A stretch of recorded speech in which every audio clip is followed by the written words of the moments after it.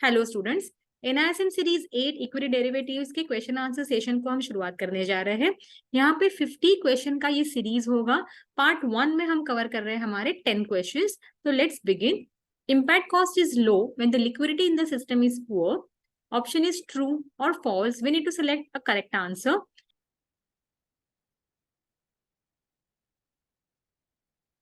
Let's check the answer. Impact cost जो है एक रियलिस्टिक मेजर होता है एक्चुअली मार्केट की लिक्विडिटी को डिटरमिन करने के लिए। तो जितनी लिक्विडिटी स्टॉक में ज्यादा होगी उतना ही इम्पैक्ट कॉस्ट जो है वो कम होगा। Therefore, impact cost is less or low when the market liquidity is high। मतलब यहाँ पे हमें क्लियरली समझ में आ रहा है कि इम्पैक्ट कॉस्ट और लिक्विडिटी का एक इनवर्स रिलेशनशिप है। मार्केट में जो भी एंटिटी ट्रेड कर रही है, फिर वो स्पेकुलेटर्स हो, आर्बिट्राजर्स हो, इन्वेस्टर्स हो या हेजर्स हो, सभी को इम्पैक्ट कॉस्ट जो है वो समझना बहुत इंपॉर्टेंट है। ये बहुत ही रेलेवेंट कॉन्सेप्ट है। इसके ऊपर का जो भी डिटेल एक्सप्लेनेशन है हमने कवर किया है हमारे एक वीडियो में। आई बटन के ऊपर आप क्लिक करके आप वो वीडियो को भी डिटेल से देख लीजिए। It's my kind request that you must have a detail idea about what impact cost is. So option है यहाँ पे फॉल्स। इम्पैक्ट कॉस्ट हाई होता है जब liquidity in the system poor होती है या कम होती है। ये जो एक्सप्लेनेटरी स्लाइड्स आपके स्क्रीन के ऊपर आ रही है, इसका डिटेल एनालिसिस हमने हमारे यूट्यूब के वीडियो में डाला हुआ है। इसका लिंक आपको डिस्क्रिप्शन बॉक्स में भी मिल जाएगा। Next, financial derivative provide the facility for trading, hedging, arbitraging, all of the above. I'm giving you 10 seconds to decide your correct answer.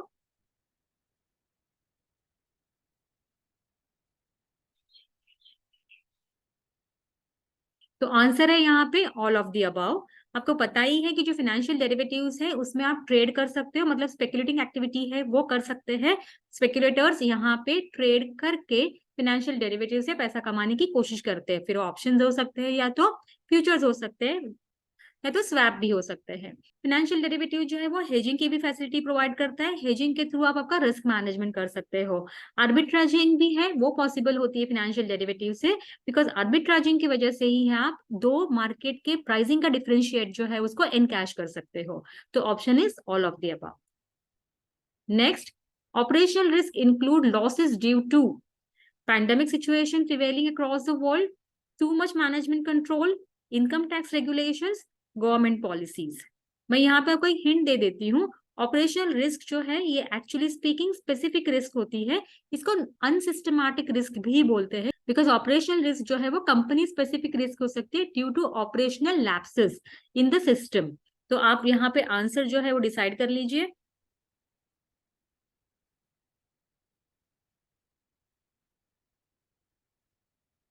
आपने करेक्ट गेस कर लिया है। आंसर है टू मच मैनेजमेंट कंट्रोल। तो operational risk जो है वो unsystematic risk होती है, जैसे मैंने पहले ही बोला था। और ये एक स्पेसिफिक रिस्क है, मतलब ये इंडिविजुअल कंपनी के रिलेटेड रिस्क हो सकती है due to too much control of the management. तो यहाँ पे डिसीजन जो है वो कॉन्सेंट्रेटेड हो सकते हैं। और आपको एक सेइंग पता ही होगा, too much authority and less responsibility can create havoc in the system. तो ये पॉसिबल हो सकता है अगर मैनेजमेंट कंट्रोल जो है टू मच कॉन्सेंट्रेटेड होगा।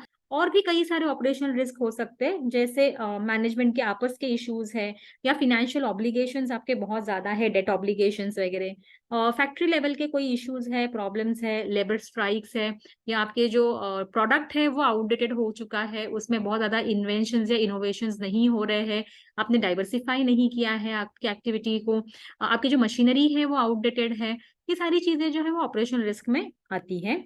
दूसरा अगर ऑप्शन आप देखते हैं तो pandemic situation prevailing across the world, तो ये एक्चुअली स्पीकिंग जनरल रिस्क है। इसे हम मार्केट रिस्क भी बोलेंगे या इसे हम लोग सिस्टमैटिक रिस्क बोलेंगे। तो इसकी वजह से सारी इकोनॉमीज जो है वर्ल्ड की है वो सफर कर सकती है। सभी सेक्टर्स या ज्यादातर सेक्टर्स के ऊपर इसका नेगेटिव इम्पैक्ट हो सकता है।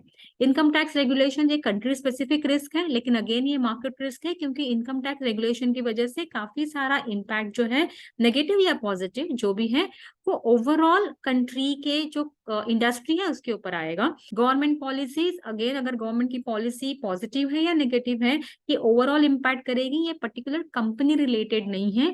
इसके लिए ऑपरेशन रिस्क तो है too much of management control. Next, the purchase of share in one market and simultaneous sale in different market to benefit from price differentials is known as, इसका हमने अब भी डिस्कस किया था, ऑप्शन आपको देखे बगैर ही आंसर आ जाना चाहिए पहले। Mortgage, arbitrage, hedging, speculation.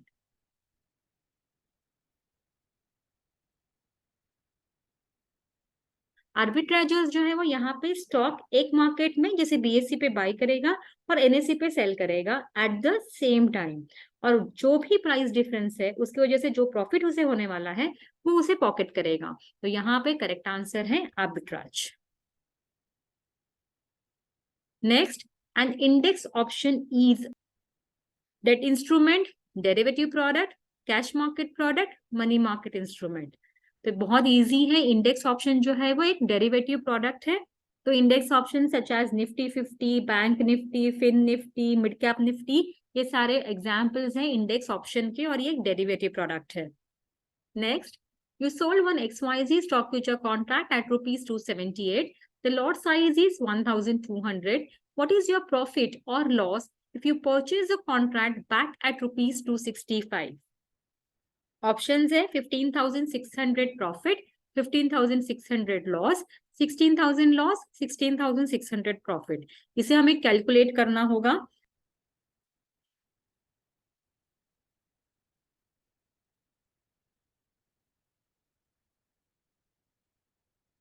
तो पहले तो आपने सोल्ड किया हुआ है, सेल किया है आपने 278 में विद द इंटेंशन की प्राइस जो है वो नीचे आएगा।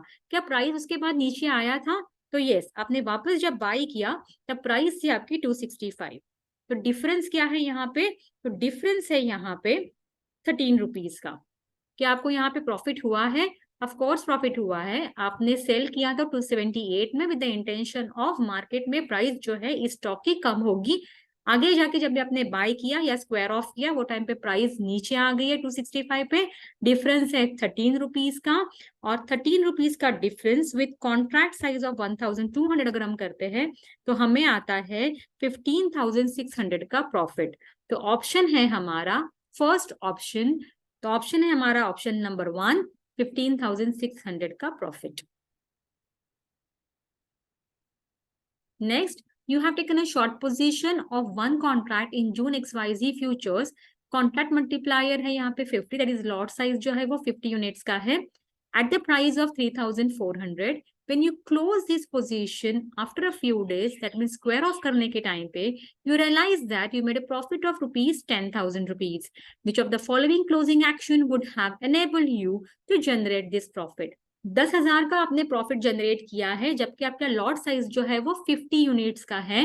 तो पहले हम कैलकुलेट करेंगे कि हमें प्रॉफिट पर यूनिट कितना हुआ होगा।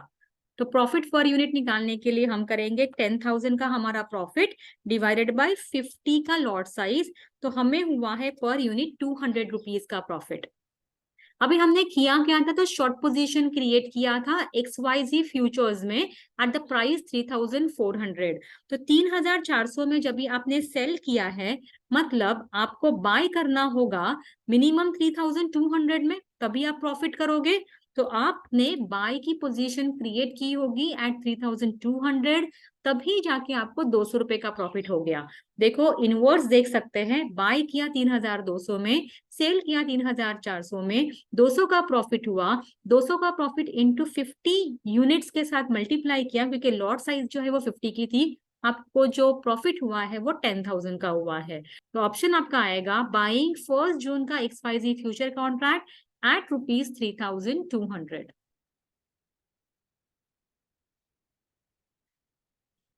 Next, which of the following is closest to the forward price of a share if cash price is 750, forward contract maturity is 6 months from the date and market interest rate is 12%? तो बहुत ही simple question है।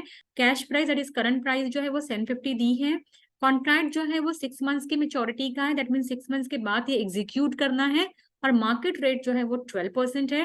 तो 750 के ऊपर हमें 12% calculate करना है, that too for 6 months not for the entire year. Very easy. Option है आपके पास 772.5, 795, 840, 940.8। आप भी कैलकुलेट करेंगे, मैं भी कैलकुलेट करूंगी।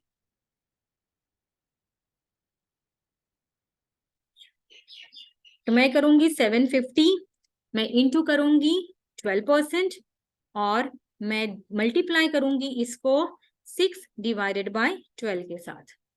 तो मेरा आंसर आने वाला है 750 into 12% multiplied by 6 divide by 12, that means 90 into 6 divide by 12 करेंगे तो 45 आएगा। तो ये हमने कैलकुलेट किया इंटरेस्ट। इस इंटरेस्ट को जो है आपके कैश प्राइस में हम ऐड करेंगे तभी हमें फॉरवर्ड कॉन्ट्रैक्ट की वैल्यू मिलेगी। तो हम 750 जो हमारे है इसमें हम ऐड करेंगे 45 को, तो हमें आंसर आएगा 795। तो हमारा ऑप्शन है option number 2, 795। Next, if you have sold a XYZ future contract, contract multiplier है 50 at 3,100 and bought it back at 3,300. What is going to be your gain or loss? Option देख लेते हैं। A loss of rupees 10,000, a gain of rupees 10,000, a loss of rupees 5,000, a gain of rupees 5,000। पहले तो ये देखेंगे कि हमने किया क्या है, फ्यूचर सेल किया है। सेल करा है मतलब विद द इंटेंशन मार्केट में जो प्राइस है वो नीचे जाएगी। आपने सेल किया था 3,100 में, मार्केट में प्राइस नीचे जानी थी लेकिन हुआ उल्टा, मार्केट में जो ये स्टॉक के प्राइस है ऊपर चली गई है 3,300।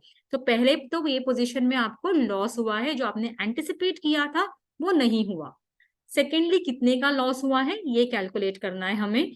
3,300 में आपने बाई किया और 3,100 में आपने पहले सेल किया था, मतलब आपका जो लॉस है वो है 200 पॉइंट्स का और आपका जो लॉट साइज है वो है 50 का। तो आपका लॉस होने वाला है 10,000 का। तो ऑप्शन है आपका option A, a loss of rupees 10,000। Next, a calendar spread contract in index future attracts same margin as sum of two independent leg of future contract, lower margin than the sum of two independent leg of future contract, higher margin than the sum of two independent leg of future contract, no margin need to be paid for calendar spread position। पहले तो देखेंगे कि calendar spread होता क्या है। हम बहुत detail में यहाँ पे नहीं देख रहे, हम एग्जाम पॉइंट ऑफ व्यू से इस सारे कॉन्सेप्ट्स को देख रहे हैं, इसलिए हम उसको शॉर्ट में समझेंगे।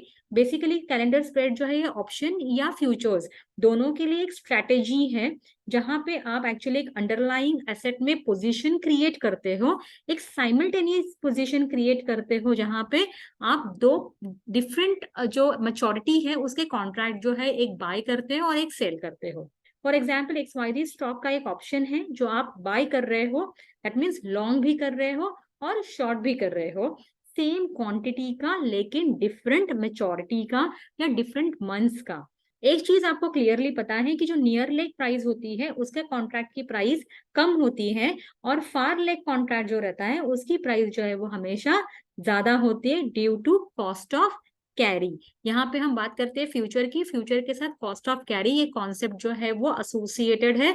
हम नेक्स्ट पार्ट में उसको थोड़ा डिटेल में देखेंगे। क्वेश्चन यहाँ पे ये पूछ रहा है कि जो इंडेक्स फ्यूचर है उसका कैलेंडर स्प्रेड अगर आप क्रिएट करते हो तो उसका मार्जिन कितना लगेगा as compare to independent leg future contract. तो यहाँ पे समझना है कि जो दो डिफरेंट लेग ऑफ कॉन्ट्रैक्ट है उसके कंपेयर में आपको जो कैलेंडर स्प्रेड की मार्जिन है वो कम लगती है।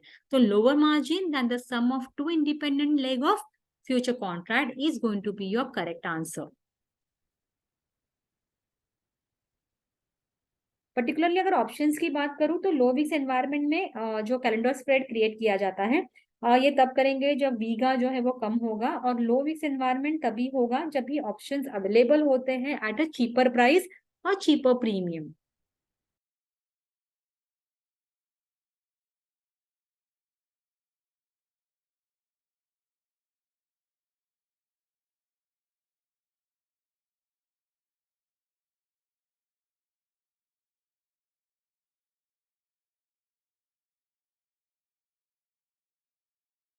50 क्वेश्चन सीरीज का पार्ट 1 यहाँ पे कंप्लीट हो रहा है। पार्ट 2 के लिए आप प्लेलिस्ट चेक कर सकते हो। Thanks for watching and happy learning.